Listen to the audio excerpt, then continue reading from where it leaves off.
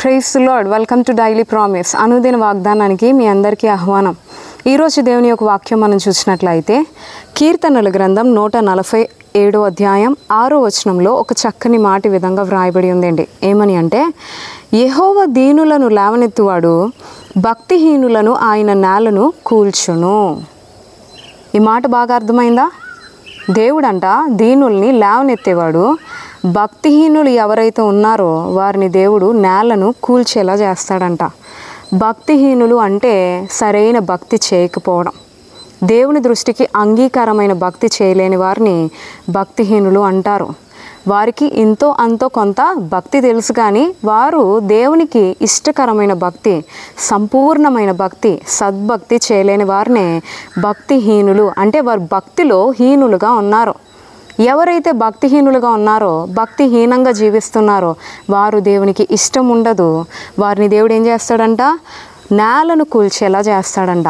వారు ఆశీర్వదించబడలేరు. భక్తిహీనులు ఆశీర్వదించబడలేరు. భక్తిహీనులు దేవుని మందిరానికి రావచ్చు, భక్తిహీనులు దేవునికి ప్రార్థన చేయొచ్చు, భక్తిహీనులు దేవుని వాక్యం వినొచ్చు, భక్తిహీనులు ఏదో కొద్దిపాటి భక్తి చేయొచ్చు, కానీ దేవునికి అంగీకారమైన భక్తి వారు చేయలేదు కనుక వారిని దేవుడు ఆశీర్వదించలేడు. వారు ఉన్నత స్థాయిలో నిలవబడలేరు. వారంట నేలను కూల్చబడతారంట. అయితే ఇక్కడ దేవుడు మరొక మాట అంటున్నాడు, యెహోవా దీనులను లేవనెత్తువాడు. నీవు నేను సేవిస్తున్న దేవుడు దీనులను లేవనెత్తే దేవుడండి.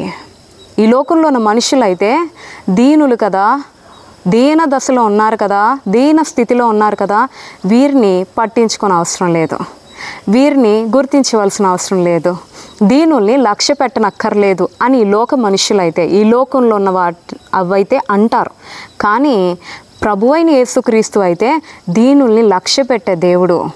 దీనులు దరిద్రులు మొరపెట్టగా ఆయన చెవియొగ్గి వినే దేవుడు. వారి ప్రార్థన నిరాకరింపక ఆలకించే దేవుడు. ఇక్కడ దేవుడు అంటున్నాడు, దీనుల్ని లేవనెత్తుతానంటున్నాడు. ఈరోజు నీవు కూడా దీన దశలో ఉన్నావా? దీన స్థితిలో ఉన్నావా? నా స్థితి కొద్దిపాటికే ఉంది, నేను దీన స్థితిలో ఉన్నాను, నా ఉద్యోగ విషయంలో నేను దీన స్థితిలో ఉన్నాను, నేను తక్కువగా ఉన్నాను, నా యొక్క కుటుంబ విషయంలో ఆర్థిక ఇబ్బందుల్లో విషయాల్లో నేను ఆర్థికంగా దీనంగా ఉన్నాను, అప్పు బాధల చేత నింపబడి నా జీవితం దీనత్వంతో నింపబడి ఉంది, దీనురాలుగా ఉన్నాను అని అనుకుంటున్నావా? అయితే దేవుడు ఈరోజు నీతోనే మాట్లాడుతున్నాడు. దేవుడు అంట దీనుల్ని లేవనెత్తే దేవుడుగా ఉన్నాడు. నీవు ప్రభువుని ఆశ్రయించినట్లయితే, భయం భక్తి కలిగి నువ్వు జీవించినట్లయితే, ప్రభువునే నమ్ముకున్నట్లయితే దేవుడు నేను ఖచ్చితంగా నీ స్థితిలో నుండి ఉన్నత స్థితిలోకి లేవనెత్తడానికి ఆయన అయితే సిద్ధంగా ఉన్నాడు. కాబట్టి ఉదయకాల సమయమందు ఒకే తీర్మానించుకోవడానికి ప్రయత్నించు. భక్తిహీనంగా ఉంటే దేవుడు వారిని నేలకు కూలుస్తాడంట.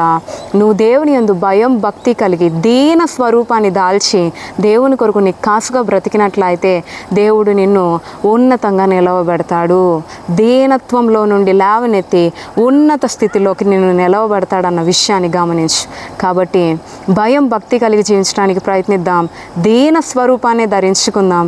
దేవుడిచ్చు దీవెనలు పొందుకుందాం. అటువంటి గొప్ప కృప ప్రభు మనకి ఎల్లప్పుడూ దయచేయునుగాక. ఆమేన్.